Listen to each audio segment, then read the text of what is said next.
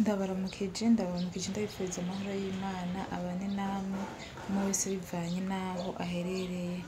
Hama uno munsi nifuje ko tuganira ku bijanye n'indesho y'igitsina gabo, cane cane ukuntu igitsina gabo, abagabo benshi bahangayikishijwe n'igitsina bafise, agahangayikishwa n'indesho y'igitsina. Mugabo nagomba ndababwire yuko uwo ari we wese atohangayikishwa n'indesho y'igitsina afise, ahubwo yohangayikishwa no kuyikoresha neza, akumva ko ahangayikishijwe nuko ashobora gukoresha ico gitsina ciwe afise neza. Hari abagabo benshi baraba amapornografi, baraba zirya porno, akabona ukuntu kirya gitsina co muri porno kireha, akumva rero biramuhangayikishije, ati wosanga n'abandi bafise inkoresho zingana uku, wosanga n'abandi bafise ibitsina bingana uku. Ariko nagomba ndababwire yuko birya mubona muri porno atari vyo, nako si kuvuga ngo atari vyo, ahubwo nuko barya bari muri porno baba bariko barakora business, kandi gukora business nuko ushobora kuraba ubuhanga. Barya bakora porno naba baratoranijwe mu batoranijwe, icyo ni ikintu kinini. C'est-à-dire baratoranije abo mu ntara kanaka, hama bagatoranya nabo ku rwego.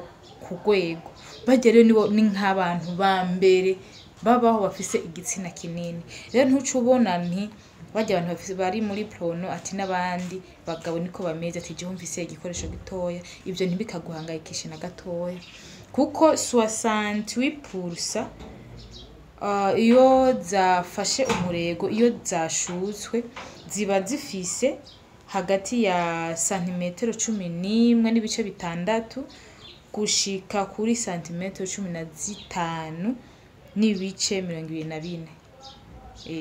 Iyo zafashe umurego, iyo zashutswe, nuko ziba zigeze gute, ziba zingana. Rero ntuhangayikishijwe ngo nuko ngo intuze ingano y'igitsina cawe yoba ari ntoya bivaye na ziya tubona muri porno. Oya, si ntoya na gatoya, ahubwo hangayikishwa n'uburyo ushobora kuyikoresha, uburyo ushobora kuyikoresha neza, kuko abadamu bakunda igitsina gikora, cane cane abadamu kugira ngo bahere umuriro, bahere gushukwa. Naho ushobora kubikora ukaca umubaza ati mbega waryohewe, mbega wahejeje, kubw'ubwoba akaca avuga atego. Ariko abagore benshi niho guhera nko ku minota 20 niho umugore aba yumva yuko yabaye satisfaite, aba yabaye satisfait. Imibare canke ibiharuro vy'ingano y'igitsina,